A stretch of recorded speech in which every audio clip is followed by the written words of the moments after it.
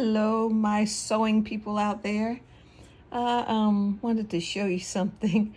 I needed buttons for the project that I wanted to finish up on, and that's my Harry Potter theme bag, the book bag that I'm working on. And so I couldn't find any great buttons to match. I looked on Amazon. They have the ones with the pin in the back. It was nice, but it wasn't what I needed. So I've years ago I used to go to a business in Philadelphia that used to cover buttons for you. All you had to do is bring the fabric, even for belts, and they would cover it for you. And it was really nice fabric behind that button that you can sew, lasts you forever.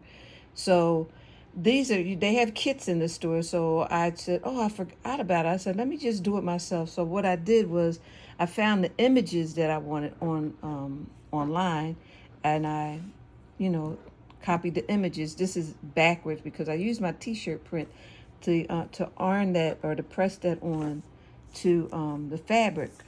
So if I turn it this way, upside down, and use my T-shirt print, make sure I center it, boop, I have my image on there.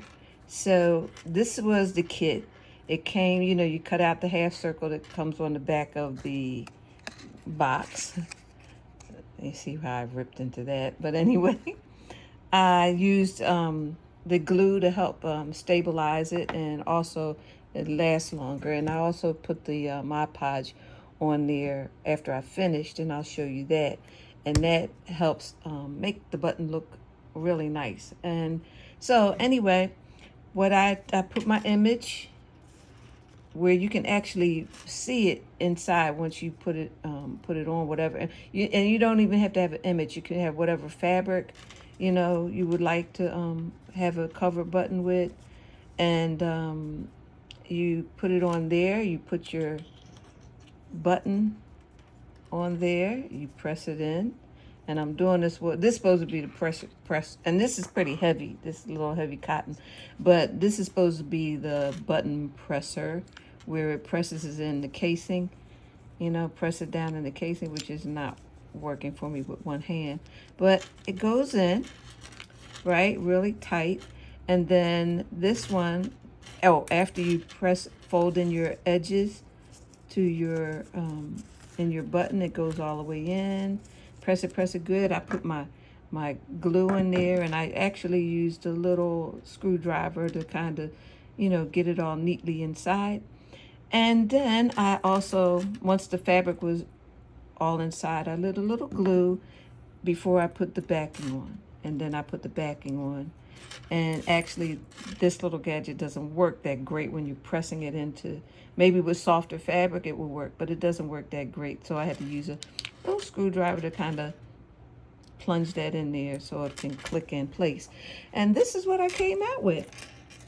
I came out with the 9 3/4 Harry Potter button and platform 9 3/4, and that's how it came out. And I'm so pleased with it. So I had this image. I did this one, the Harry Potter, the owl, and you can see how it shines a little. That's the Mod Podge that I had put on there. It's dry now.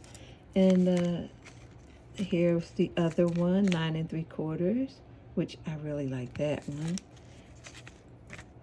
And that's the back of it. And now I had to decide which one would go better on the bag. That one, I'm not sure because I'm looking at it with my camera. The owl, which I like it a lot, or this one. So I have to decide which one I'm going to put on there, but I'll probably decide once I get my trim on there, which I'm waiting to come in the mail, and I'll go from there. But that was my project today, to finally get the buttons I would like for my theme. There's always one way to skin a cat. If you can't find it, make it. All righty. Have a good day, everyone. Bye-bye.